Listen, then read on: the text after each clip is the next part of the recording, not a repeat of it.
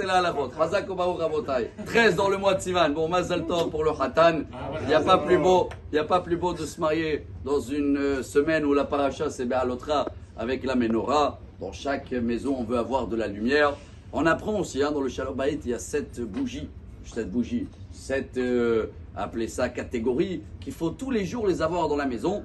Mais chacun, il étudie, déjà j'espère avant le mariage, mais même pendant, après la vie, il y a des compliments à faire tous les jours, et à savoir passer le Shalom Bayit avant tout. Mais il y a surtout à la fin de la paracha, une histoire incroyable. Myriam, elle a essayé de se mêler un peu de le mariage de Moshe Rabbeinu, de la vie de couple de Moshe Rabbeinu. Et c'est quelque chose de tellement important qu'il faut se rappeler tous les jours, qu'est-ce qu'elle a eu Myriam? Elle a eu la lèpre, qu'est-ce qu'elle a fait? Il doit avoir la Torah. Vatedaber Myriam ve Aaron. Elle a parlé avec Aaron sur la femme Couchite, donc Couche, c'est un pays, c'est noir, c'est Afrique, que Moshe, 2 fois la Torah le répète, il s'est marié avec une africaine. Tout de suite, elle a eu la lèpre. Déjà, Moshe, il s'est marié avec une africaine, non, Tzipora, elle était noire, on ne sait pas. Mais vous savez, c'est quoi le message? Et qu'elle est noire. Pourquoi on se mêle? Même entre frères et sœurs. Même si Myriam c'est la grande, et Aaron c'est le grand, Moshe c'est le petit, jamais on doit rentrer et commenter et se mêler de n'importe quelle vie de couple, de qui que ce soit. Pour avoir de la lumière dans la vie de couple de chacun, chacun il doit essayer d'éclairer sa vie de couple. Parce que dès qu'on essaie de comprendre ce qui se passe là-bas, ça devient noir. Alors c'est qui? Vous allez me dire, bon maintenant la Isha Akushi. Beaucoup de commentaires.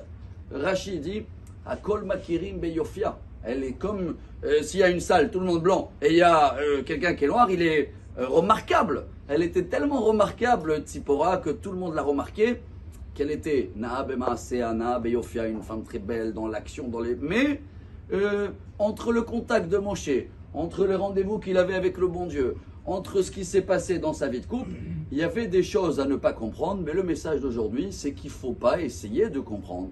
Et il ne faut pas essayer de se mêler, et que chacun il a de quoi, de la lumière à travailler dans sa vie de couple. Pour cela, Rabotai, pour avoir cette menorah, et c'est une base. Et chacun de nous l'a saigné, les hommes dans la ketouba, et les femmes aussi, ils apprennent ça avant le mariage.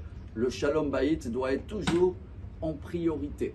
Quand on dit en priorité, c'est à réfléchir ce qu'on va dire, parce que ça, des fois, ça peut mettre 20 ans pour essayer de travailler et de comprendre. Les Shalom Bayit passent avant les enfants, passent avant le travail, passent avant les parents, passent avant tout. Si on n'a pas compris ce paracha, on a bien compris la semaine dernière que Dieu il a dit que s'il y a un problème, une femme sota, elle arrive dans le temple, le mari il a dit de ne pas s'isoler avec un tel. Qu'est-ce qu'il a dit Dieu? Allez, écrivez tout un parchemin, effacez mon nom. Et on a vu dans la Gemara que Rabbi Meir Baal Hanès, une fois il est arrivé en retard, il a fait un discours trop long, j'espère ne pas dépasser les 3 minutes.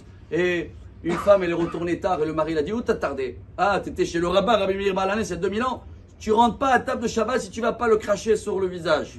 Rabbi Meir, quand il a vu ça, il a compris, il a appelé sa femme, il a dit, il y a un problème là, il faut me cracher 7 fois. Elle a craché 7 fois, il a dit, va dire à ton mari, pas une fois, 7 fois. Les élèves, ils ont dit, quoi, Rabbi Meir? C'est ça la Torah, le respect et tout. Il a dit, mais Dieu, il a dit, efface mon nom pour le Shalom Bayit. Alors moi, qui je suis, Meir, de pas se faire cracher 7 fois pour que ce couple-là, il redevient le numéro 1 dans leur Shalom Bayit. Alors regardez quelle importance il y a dans la vie pour la vie de couple. Voilà ce qui va apporter beaucoup de lumière dans notre vie et non pas regarder dans la vie des autres. Excellente journée, Mazal Tov.